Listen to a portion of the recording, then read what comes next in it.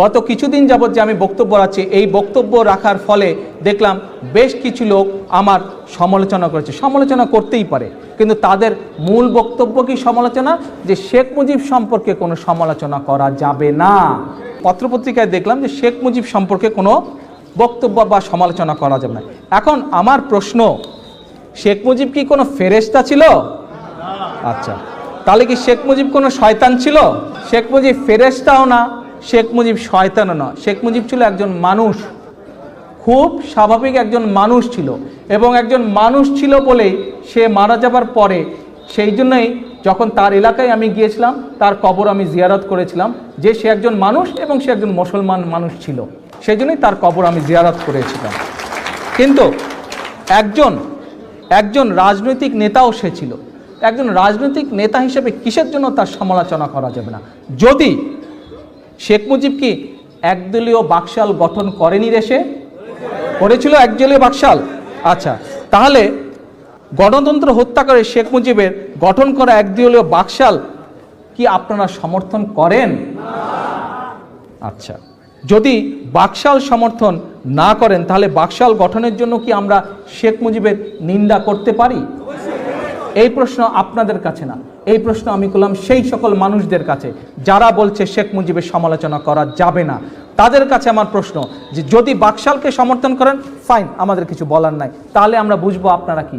আর যদি মনে করেন যে বাকশাল গঠন করা, বাকশালকে সমর্থন করা ভুল, বাকশাল গঠন করা ভুল, তাহলে তো শেখ মুজিবের সমালোচনা করতেই হবে। বাংলাদেশের সকল পত্রিকা বন্ধ করে দিয়ে মাত্র 4টি পত্রিকা চালু রাখা হয়েছিল, এটি কি সমর্থনযোগ্য ছিল? তাহলে সেই সকল মানুষদের কাছে আমার প্রশ্ন, শেখ মুজিব এই কাজটি করেছিল, এটি যদি আপনারা সমর্থন করেন আমাদের বলার কিছু নাই। কিন্তু যদি মনে করেন শেখ মুজিব এটি ভুল করেছে, শেখ মুজিবের এই কাজটি অন্যায় ছিল, তাহলে তো অবশ্যই আমরা শেখ মুজিবকে সমালোচনা করতে পারি।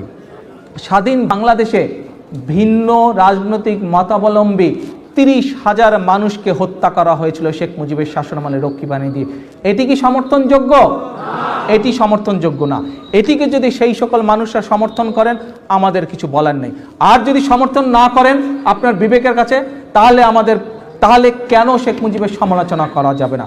মন্ত্রিসভা থেকে, তৎকালীন মন্ত্রিসভা থেকে বাংলাদেশের প্রথম যে প্রধানমন্ত্রী ছিল মুজিবনগর সরকারে, তাজউদ্দিন আহমেদ, তাকে বাদ দিয়ে দেওয়া হয়েছিল। এটি কি সমর্থনযোগ্য? এটি তো সমর্থনযোগ্য না।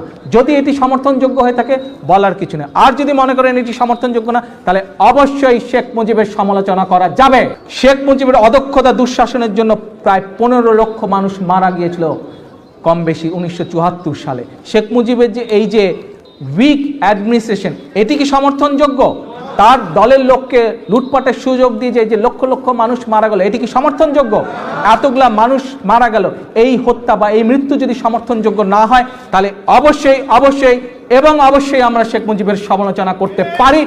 তাই বর্তমান বাস্তবতায় অপ্রিয় হলেও সত্য, বাংলাদেশের রাজনীতিতে মুজিব এখন আওয়ামী লীগের জন্য লাল সালু। এই লাল সালুকে ঘিরেই থাকা ভণ্ডরাই নিজেদের স্বার্থে যাকে তাকে রাজাকার আখ্যা দেয়। মুক্তিযুদ্ধের উপ অধিনায়ক বিমান বাহিনীর সাবেক প্রধান একে খন্দকারকেও তারা রাজাকার আখ্যা দিয়েছে। অথচ দীর্ঘ 9 মাসের রক্তক্ষয়ী মুক্তিযুদ্ধ শেষে পাকিস্তানি হানাদার বাহিনী যখন 1971 সালে ঢাকায় সারেন্ডার করতে বাধ্য হয়, উচ্চপদস্থ কর্মকর্তা হিসেবে ওই মুহূর্তে বাংলাদেশের পক্ষে এই খন্দকার সাহেবই অনুষ্ঠানে উপস্থিত ছিলেন। কাজেই তাকে যদি এখন রাজাকার আখ্যা দেওয়া হয়, তাহলে কি বাংলাদেশের বিজয়কে প্রশ্নবিদ্ধ করা হলো নয়? একমাত্র শেখ মুজিবকে ইতিহাসে প্রতিষ্ঠিত করতে গিয়ে কিন্তু এত ইতিহাস বিকৃতি।